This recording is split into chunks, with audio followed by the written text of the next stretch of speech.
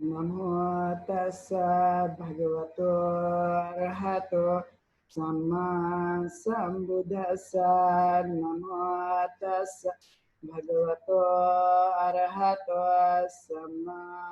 सम्बुद्धस्सा। नमो तस्सा भगवतो अरहतो सम्मा सम्बुद्धस्सा। नमो तस्सा भगवतो अरहतो सम्मा सम्बुद्धस्सा।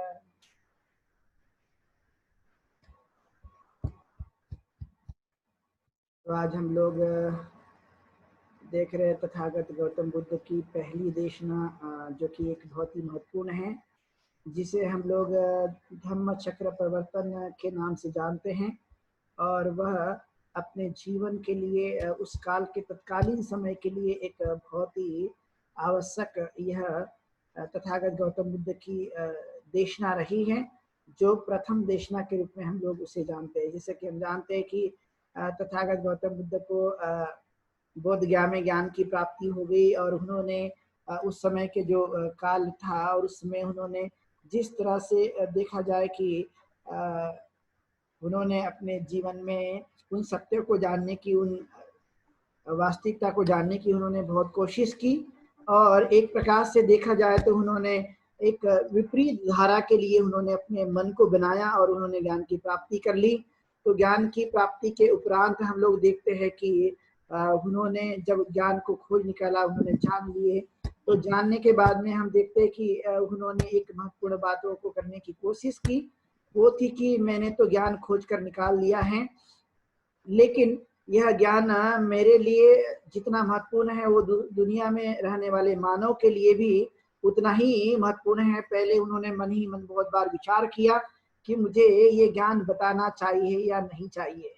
आप सोच सकते हैं कि उस समय उनको जो ज्ञान प्राप्त हो गया, तो ज्ञान प्राप्ति के बाद में उनके मन के अंदर में जो करुणा थी, मैत्री थी, तो उस आधार पर वो विचार कर रहे थे कि मैंने तो इस ज्ञान को जाना है, तो मेरे साथ साथ भी और भी लोग इस धर्म को जान सके, और धर्म को जानने के बाद में उनको अपने जीवन काल में उतार कर दुख मुक्त हो सके। इस तरह की उन्होंने भावनाओं को अपने जीवन काल में समझा, और समझकर लोगों के सामने उन्होंने प्रस्तुत करने की कोशिश की। और प्रस्तुत करने की कोशिश के बाद हम लोग देखते हैं कि उन्होंने इस तरह से अपने इस जीवन को जीने के लिए प्रयास किया। और प्रयास करने के बाद में उनके मन में जो ख्याल आ रहे थे, वो आ रहे थे कि मैंने दूसरों को ज्ञान बताना चाहिए या नहीं चाहिए। बार बार उनके जीवन में जो है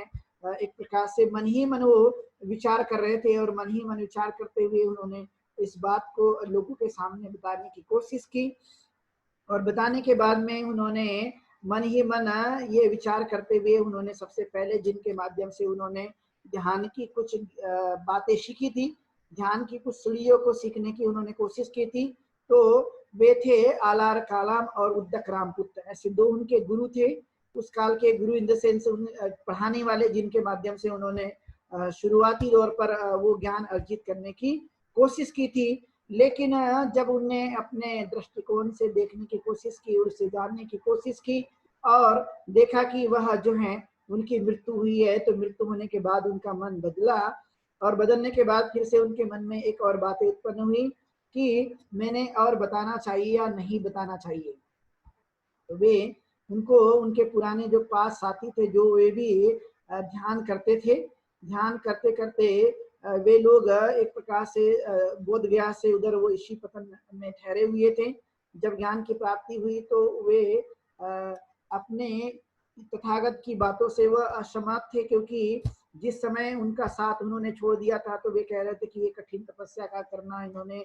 छोड़ दिया है, और इन्होंने मध्यम मार्ग अपना लिया है। अपने जीवन काल में उन्होंने जो बहुत कठिन तपस्या थी, उसके माध्यम से ही ज्ञान अर्जित किया जा सकता है, ऐसा उनका विश्वास था। लेकिन उन्होंने इस बात को छोड़ दिया, और छोड़ने के बाद में देखा गया कि वे जो अपने जीवन काल में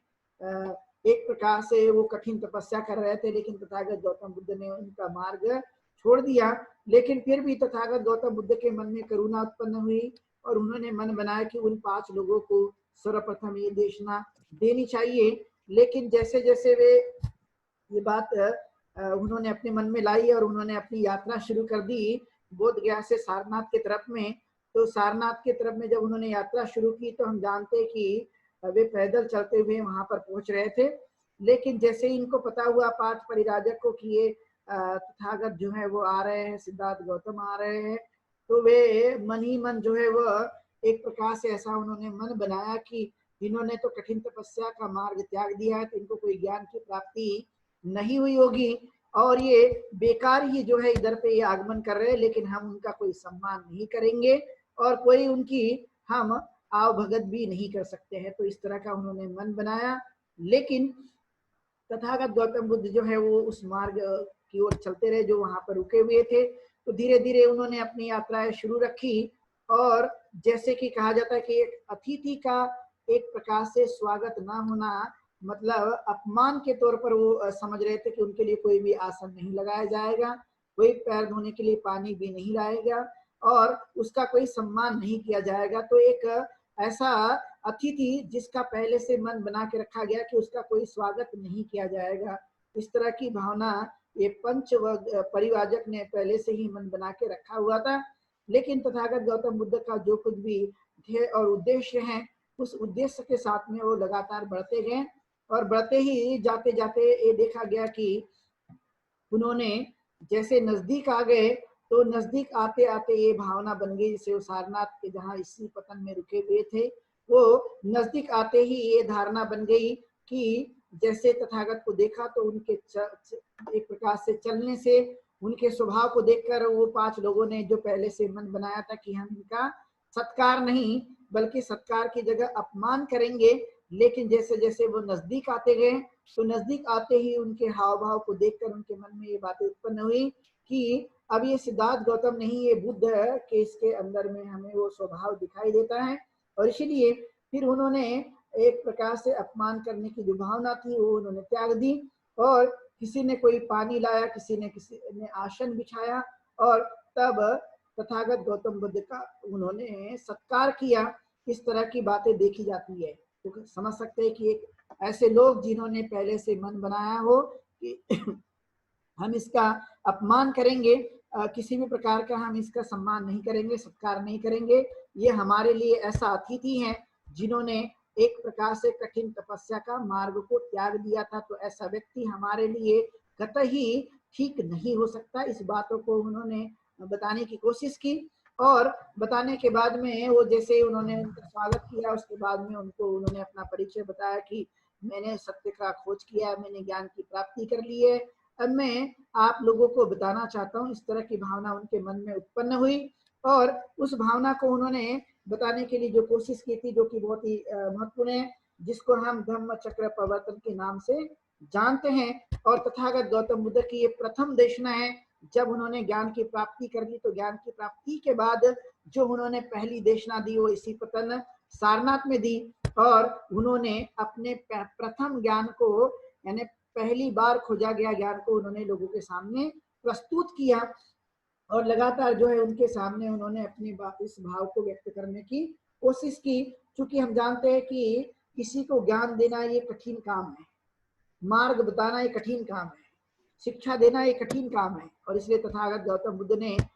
इस धम्म के मामले में ये बात कहने की कोशिश की है कि सब दानंग धम्म दानंग जिनाती, दुनिया में जितने भी दान होंगे उस सब दानों में धम्म का दान श्रेष्ठ है, धम्म का दान उत्कृष्ट है और वो मानव के जीवन के कल्याण के लिए। कि विचार देना मतलब एक प्रकार से मनुष्य को प्रकाशित करना है, विचार देना मतलब मनुष्य के जीवन काल में दिशा देना है, विचार देना मतलब मनुष्य को आगे बढ़ाने जैसे हैं। तो इस तरह की जो तथागत गौतम बुद्ध की पहली देशना रही है वो उनके 5 लोगों के लिए सर्वप्रथम रही। उन्होंने ऐसा कोई बहुत ज्यादा भीड़ इकट्ठा नहीं की कि हमें बहुत सारे लोग चाहिए और तभी हम उनको ज्ञान बताएंगे, लेकिन तथागत गौतम बुद्ध ने स्वयं ही अपनी इच्छा को ध्यान में रखते हुए अपनी इच्छा के अनुसार उनको वहां पर वो गए और वहां जाकर उन्होंने प्रथम अपने ज्ञान की देशना दी, जो कि एक बहुत महत्वपूर्ण है, जिसे हम धम्म चक्र प्रवर्तन के नाम से जानते हैं। और वह दिन था आषाढ़ी पूर्णिमा का, जिस दिन उन्होंने 5 लोगों को अपने माध्यम से यह उपदेश दिया था। उनके जो नाम थे वो थे अश्वजीत, महानाम, वप, भद्दी और कौंडिन्य। ऐसे 5 लोग थे जिनको उन्होंने प्रथम बार अपने माध्यम से पहली बार खोजा हुआ ज्ञान उनको बताने की कोशिश की। यानी उनके द्वारा जो ज्ञान खोजा गया है उस ज्ञान या अनुभव को उन्होंने सबसे पहले प्रकट करने की कोशिश की, और इसलिए इसे धम्म चक्र प्रवर्तन के नाम से जाना जाता है कि उन्होंने स्वयं उस ज्ञान को खोज निकाला, यानी कहीं से ढूंढ कर नहीं, तो स्वयं ही उस ज्ञान को उन्होंने जानने की कोशिश की और उस ज्ञान को उन्होंने बताया, और बताकर जो है वह एक प्रकार से उनके सामने उन्होंने प्रस्तुत करने की कोशिश की। यह 5 लोगों के सामने, जो कि हम जानते हैं कि किस तरह से उनको यात्रा करने में उस समय दिक्कत हुई होगी, अनेक प्रकार की समस्या का सामना उनको करना पड़ा होगा, लेकिन फिर भी ज्ञान बताने के लिए, धर्म बताने के लिए उन्होंने यात्रा की, उनके पास पहुंचकर उन्हें बताना उन्होंने शुरू कर दिया, जिसे हम अपने जीवन का प्रथम देशना के रूप में हम जानते हैं कि ये देशना प्रथम है और मानव के कल्याण के लिए, हित के लिए 5 लोगों के लिए शुरुआती दौर पर ये की गई। लेकिन यह धीरे धीरे यह बहुसंख्यक लोगों की देशना बनती गई कि बाद में लोग जो है इस तरह से तथागत गौतम बुद्ध से मिलने आए, और मिलने आने के बाद में उन्होंने कई तरह की समस्या को बताया, दुखों को कैसे नष्ट किया जा सकता है, और उस आधार पर लोग जो है अपने जीवन को जी सके। यह खास महत्वपूर्ण बात है, और इसलिए तथागत गौतम बुद्ध का तपस्या और काया क्लेश में किसी भी प्रकार का कोई विश्वास नहीं था। जो सबसे महत्वपूर्ण बात आती है कि तथागत गौतम बुद्ध ने जो कठिन तपस्या का जो मार्ग है, क्योंकि उन्होंने एक दिन में एक दाना खाया था और 7 दिन तक कभी नहीं खाना खाया था, और कितने दिनों तक भी उन्होंने किस किस हालात में उन्होंने अपनी चीजों को करने की कोशिश की थी। शमशान में जाकर उन्होंने हड्डियों की तकिया तक बनाकर जो है उन्होंने वहां पर ध्यान साधना की प्रैक्टिस करने की कोशिश की, अभ्यास करने की कोशिश की, लेकिन तब भी इन सब चीजों को करते हुए ज्ञान की कोई भी प्राप्ति नहीं हुई। लेकिन जब उन्होंने मध्यम मार्ग स्वीकार कर दिया, तो मध्यम मार्ग के कारण ही उनके जीवन में एक परिवर्तन आने के साथ साथ जो है उनके जीवन में ज्ञान की प्राप्ति हो गई, और उस आधार पर वे अपने जीवन को जीने लगे। एक खास महत्वपूर्ण एक विशेषता दिखाई देती है उनके जीवन की कि उन्होंने साक्षात लोगों के सामने इस बातों को प्रकट करने की कोशिश की है, और उस आधार पर वह जीवन को जीते रहे, और इस आधार पर उन्होंने लोगों के सामने अपने इस बातों को प्रस्तुत किया। तो उन्होंने कहा कि मैंने सबसे पहले ये जानने की कोशिश की है कि जीवन में जो है वो 2 शिरे होते हैं, 2 शिरे, पहला एक जो काम भोग का जीवन और दूसरा काया क्लेश का जीवन।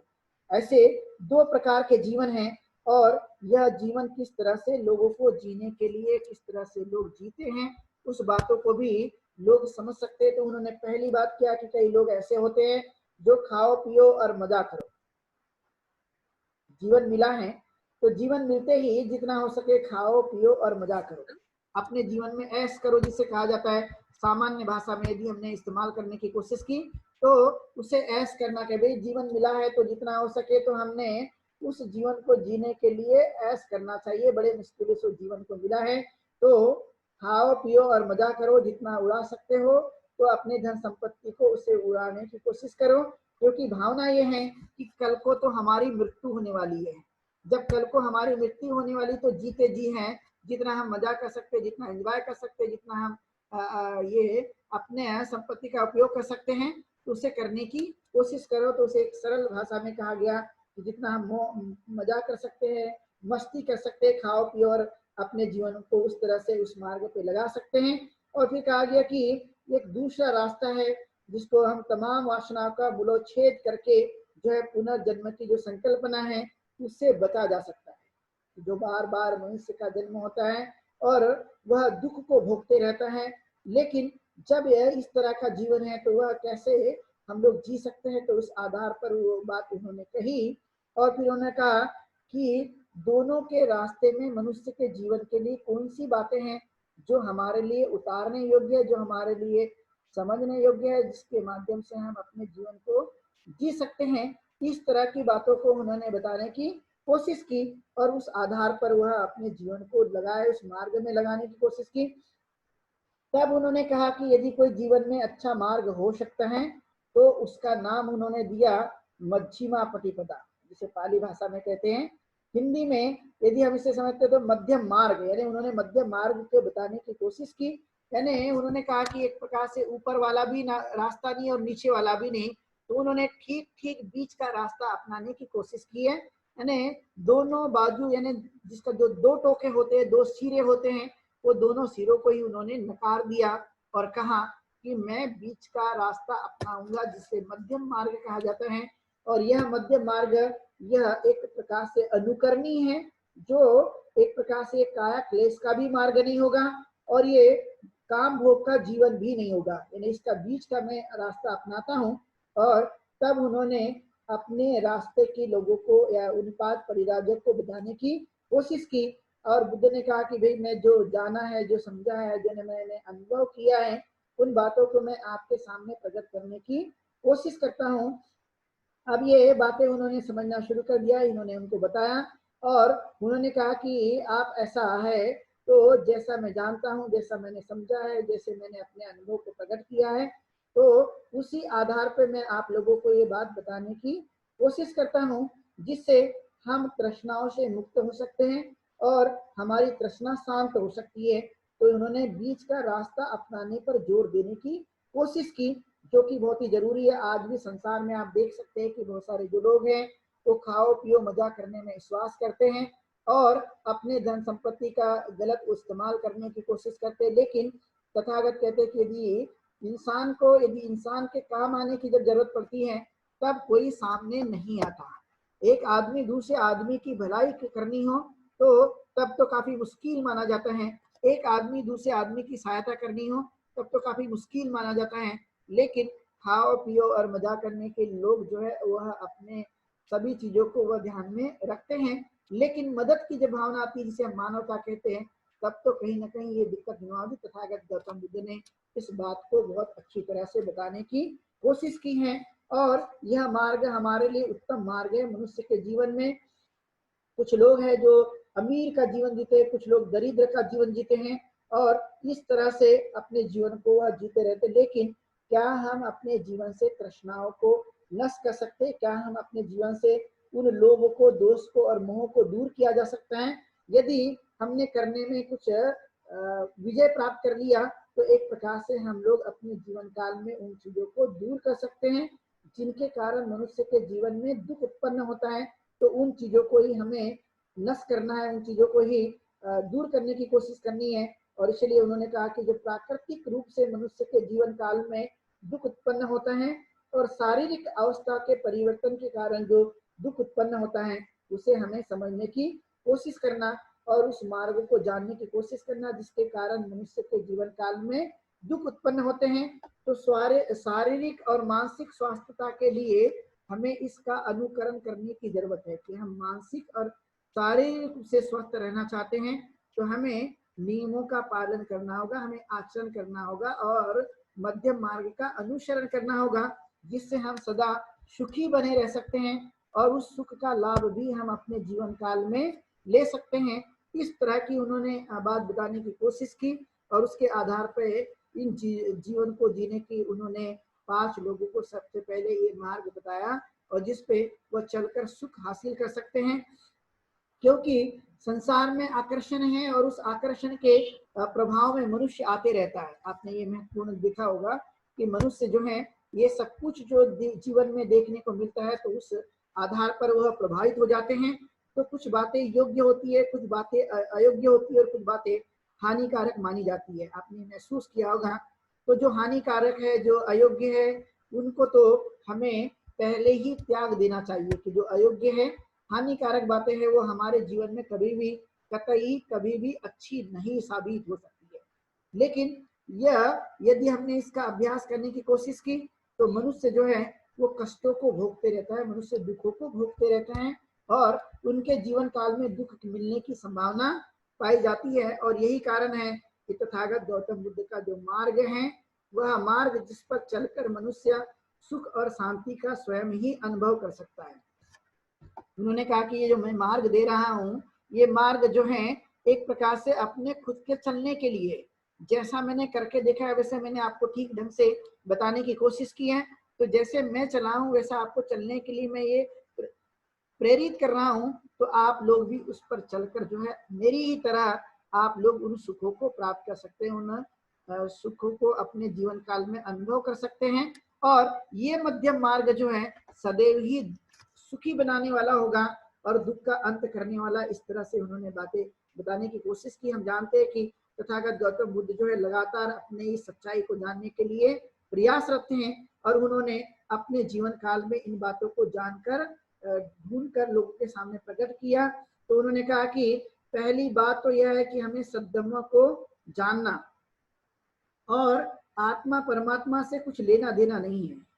जो आत्मा पे विश्वास करते हैं, जो परमात्मा पे विश्वास करते हैं, तो यह उसका कोई लेना देना नहीं है, बल्कि जीवन काल में सद्धम्म का लेना देना है कि हम सद्धम्म को जानने की कोशिश करें। सद्धम्म ही हमारे अपने जीवन काल में काम आता है, लेकिन आत्मा और परमात्मा ये जीवन में इसका कोई सरोकार नहीं है, जीवन में इसका कोई उपयोग नहीं है, जीवन में यह एक प्रकार से कोई लाभ के लिए नहीं है। तो इसलिए हमने इसका कोई सरोकार नहीं रखना चाहिए, बल्कि सद्धम्म एक ऐसा मार्ग है जिसके माध्यम से हम अपने जीवन काल में कर्मकांड को, अंधविश्वास को, रूढ़ी परंपराओं को भी दूर कर सकते हैं। यही मार्ग है जो हमें इन चीजों से दूर करने की शक्ति देता है। जैसे आपने देखा, कभी कभी आपने ये महसूस किया होगा कि बहुत सारे जब लोग हैं वो डरते रहते हैं कि जैसे बच्चों को जन्म दे दिया है, बच्चों को एक प्रकार से उसके स्वास्थ्य बिगड़ जाएगा या नहीं बिगड़ेगा। इस बातों के कारण आपने बहुत बार महसूस किया हो कि जब बच्चे जन्म ले लेते हैं तो जन्म लेते ही लोग जो है डर पैदा होने की वजह से उसके साथ में कई चीजें ऐसे सिंबॉलिक रूप से जोड़ने की कोशिश करते हैं। जैसे कि आपने प्रचलन के रूप में ये बात देखी होगी कि लोग जो है काला धागा बांध दे देते हैं या माथे पे जो है काला वो एक प्रकार से काजल का लेप लगा देते हैं और ये भावना होती है कि इससे जो है बच्चे को कुछ नहीं होगा, बच्चों का हित होगा और बच्चे जो है अच्छे बने रहेंगे। लेकिन जब हम लोग अच्छे से ध्यान रखते हैं किसी भी चीज का, तो तब किसी भी प्रकार की घटना घटित होने की संभावना नहीं पाई जा सकती। लेकिन यदि हमने पूरी तरह से अच्छे ढंग से यदि किसी का ध्यान नहीं रखा तो ऐसे समय में समस्या बढ़ने की संभावना पाई जाती है। लेकिन यदि हमने ध्यान रखने की कोशिश की तो समस्या टल जाती है, समस्या आती नहीं है। तो इस बातों का विशेष ध्यान रखने की कोशिश करना। लेकिन जब हम सद्धम्म को नहीं जानते तो कर्मकांड भी पनपता है और हमारी श्रद्धा भी अंधश्रद्धा में तब्दील हो जाती है। और इसीलिए यह सभी प्रकार का जो डर है वो अंधश्रद्धा को जन्म देता है। लेकिन सद्धम्म जो है वो एक प्रकार से एक श्रद्धा को और विश्वास को जन्म देता है और उसी आधार पे मनुष्य का जीवन टिका हुआ है। इसलिए आप संसार में आपने देखा होगा कि लोगों को बताने के बाद, लोगों को समझाने के बाद लोगों ने उन चीजों को सुन भी लिया है, लेकिन कभी कभी जो है वह इम्प्लीमेंट नहीं करते, उसका अनुसरण नहीं करते हैं। वो अपने दिमाग का इस्तेमाल करने की कोशिश करते हैं। उनको लगता है कि नहीं, ये सिर्फ बताने के लिए और सुनने के लिए है, लेकिन इसका जो है जो भी करना होगा हम अपने आधार पर करने की कोशिश करेंगे। इस बातों को उन्होंने बताया कि हमें इन चीजों को नहीं करना, जो उत्तम है, जो श्रेष्ठ है, जो अनुकरणीय है, उन बातों पर हमें विशेष ध्यान देने की कोशिश करना, जिससे इस नए मार्ग का अनुसरण कर सके, जिससे हम इस मार्ग पर चल सकें। और चलेंगे तो एक प्रकार से हमारा एक कल्याण होगा। तब जो है वो 5 लोगों ने तथागत गौतम बुद्ध की बातों को सुनने और जानने के लिए उन्होंने स्वीकृति दे दी और फिर कहा कि हम इस बातों को सुनने की हम कोशिश करेंगे और हम इसे जानने के लिए कोशिश करेंगे, जिससे हम अपने जीवन काल में अपने कर्तव्य का सही रूप से पालन करने की कोशिश करेंगे। क्योंकि बहुत सारे जो लोग होते हैं वो अपने कर्तव्य को ही नहीं जानते कि हमें कर्तव्य क्या करना है। यानी मानव का जीवन तो मिला है, लेकिन मानव के जीवन मिलने के बाद भी कर्तव्य को किस ढंग से हमें करने की कोशिश करना है कोई भी नहीं जानता और वो अपने ढंग से वह जीवन को जीने की कोशिश करते हैं। लेकिन जो प्रमुख कर्तव्य है, जो मनुष्य का जीवन मिला हुआ है, कर्तव्य को यदि हमने करने की कोशिश की तो कर्तव्य करने का मतलब है कि हम अपने आप का स्वयं का विकास करते हैं, अपने स्वयं की प्रगति करते हैं, हम अपने स्वयं का जीवन में बदलाव लाते हैं, परिवर्तन लाते हैं और सुधार लाते हैं। लेकिन किसी ने कोई कर्तव्य किया ही नहीं और वो कहे कि मेरे जीवन में कोई परिवर्तन आ जाएगा, विकास हो जाएगा, तब तो ये कोई संभावना इसकी हो नहीं सकती। लेकिन यदि वो कार्यरत है, क्रियाशील है, अपने कर्तव्य का पालन कर रहा है, तो उसके अपने जीवन में परिवर्तन आ सकता है। चाहे फिर वो विद्यार्थी हो, चाहे वह बालक हो, चाहे वह बालिका हो, चाहे वह महिला हो, चाहे वह पुरुष हो, चाहे वह व्यवसायिक हो, चाहे वह कोई नेता हो चाहे कोई भी व्यक्ति हो, जब तक वो अपने जीवन में उस कार्य को नहीं करता तब तक उनके जीवन में परिवर्तन की कोई गुंजाइश नहीं हो सकती है। और इसलिए उन्होंने कहा कि जो मनुष्य को दुख मिलता है, जो मनुष्य को कष्ट मिलता है, मनुष्य के जीवन में दरिद्रता निर्माण हो जाती है, गरीबी निर्माण हो जाती है, और यह संसार इन बातों से भरा पड़ा है, पूरी दुनिया इन बातों से भरी पड़ी है, वहां पर इन चीजों को देखा जाता है। लेकिन धर्म का जो उद्देश्य होता है, वो धर्म का उद्देश्य है संसार के दुखों का अंत कर देना जितना हो सके,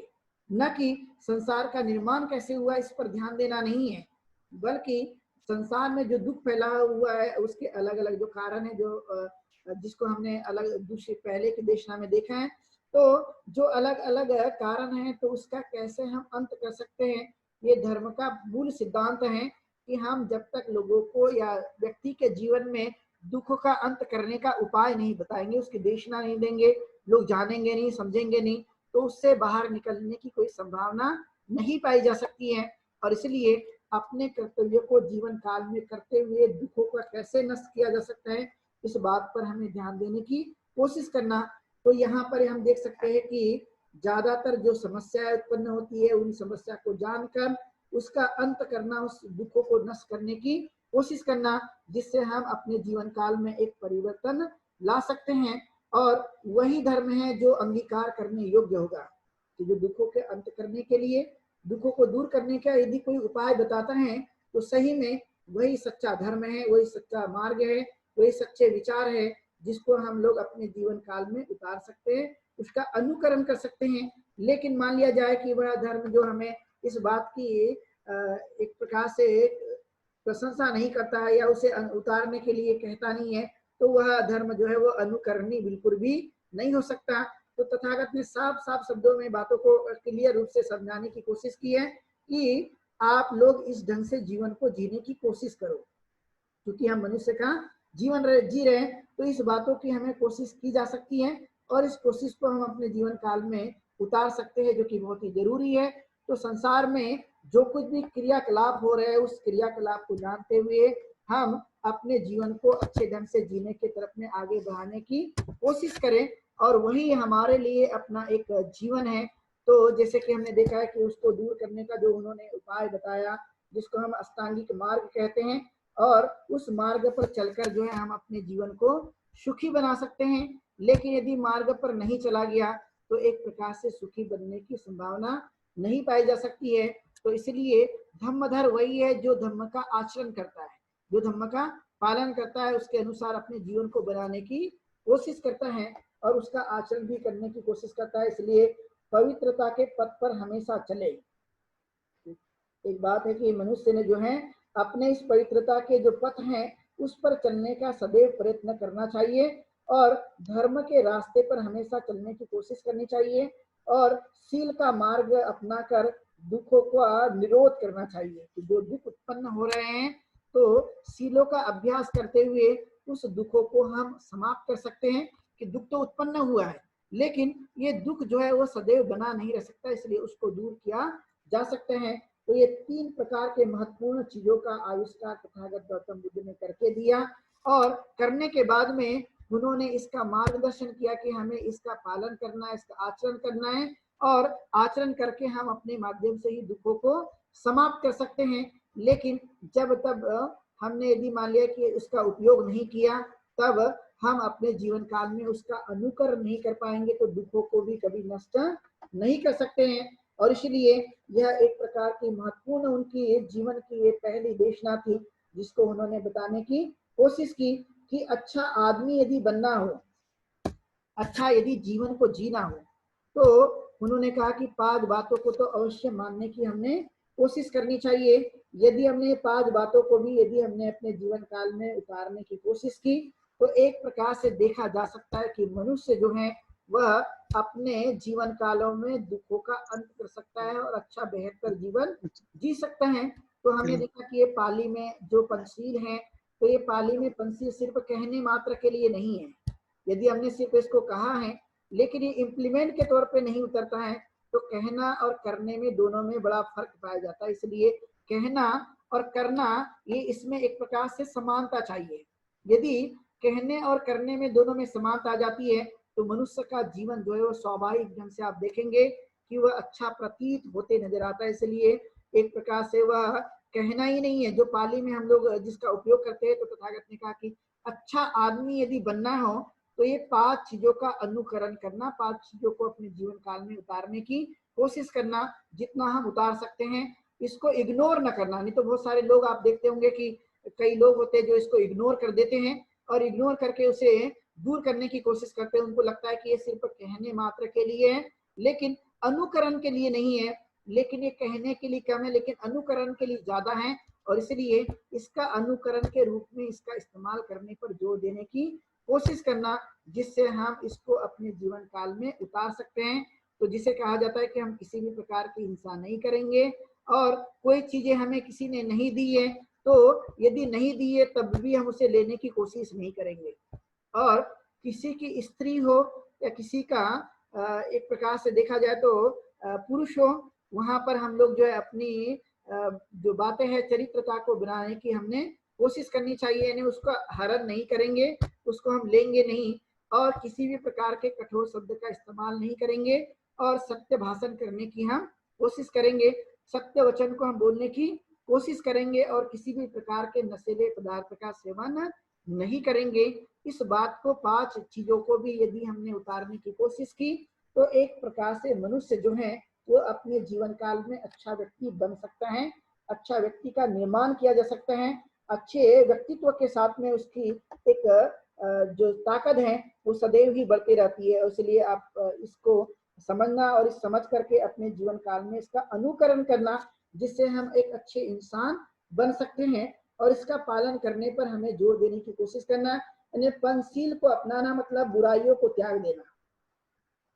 लेकिन पंचशील को नहीं अपनाए तो बुराइयां जो हैं अपने जीवन काल में वो सदैव ही बनी रहती है। और इसलिए खाओ पियो और मजा करो वाला जो सिद्धांत है उसका तथागत ने परित्याग करने के लिए कहा कि इसको त्याग दो, और जितना हो सके तो अपने जीवन काल में ये जो पंचशील है इसको उतारने की कोशिश करो। इसको उतारने का मतलब है अच्छा व्यक्ति का निर्माण करना, अच्छे व्यक्तित्व का निर्माण करना, और अपने जीवन से ही बुराइयों को त्याग देना, और अपने जीवन को यह उस ओर ले जाना जिससे हम कुशलता की तरफ में जा सकते हैं। तो एक प्रकार सा ये पैमाना है अच्छे इंसान को समझने का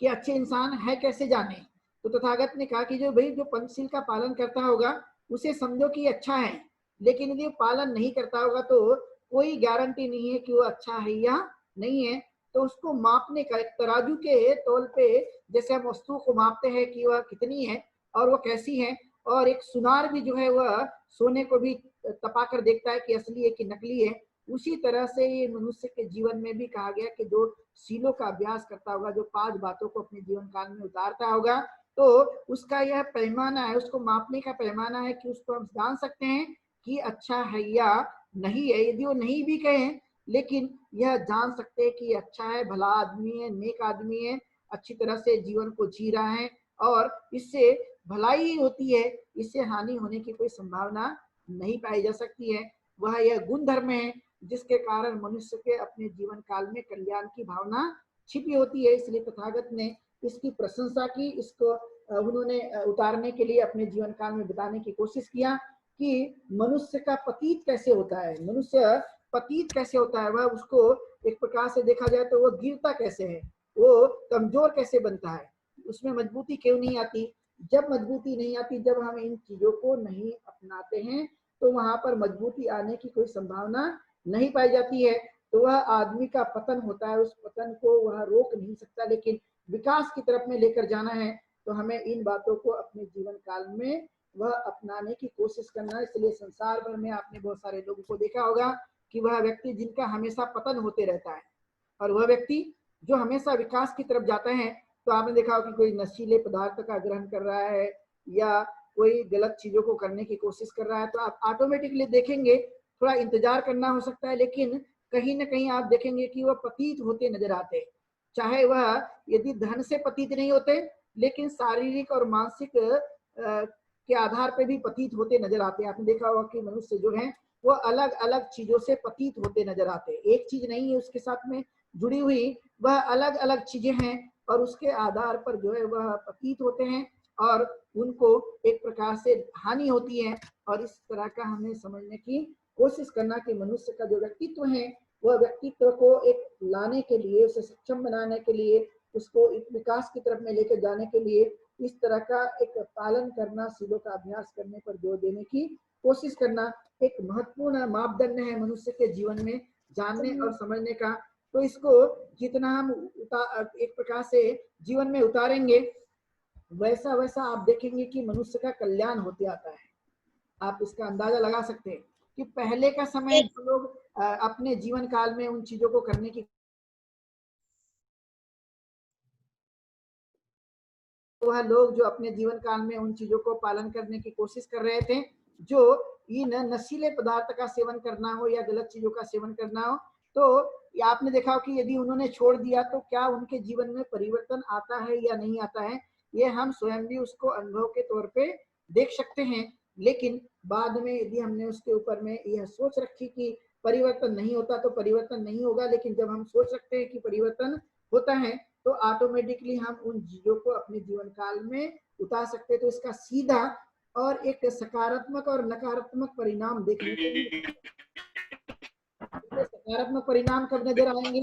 जब हम इन चीजों को अपने जीवन काल में उतारने की कोशिश करते हैं तो स्वाभाविक है कि इससे सकारात्मक परिणाम देखने को मिलता है। लेकिन जब हम गलत रास्ते पर होते हैं तो नकारात्मक परिणाम मनुष्य के जीवन काल में देखने के लिए मिलते रहता है। और वही एक मनुष्य के जीवन में एक सच्चा मापदंड है। और जीवन को श्रेष्ठ बनाने के लिए, जीवन को जानने के लिए ये हम अपने ऊपर में उन बातों को लेने की कोशिश करें। और मनुष्य सबसे बच सकता है, लेकिन मनुष्य कभी भी अपने जीवन काल में स्वयं से कभी बच नहीं सकता।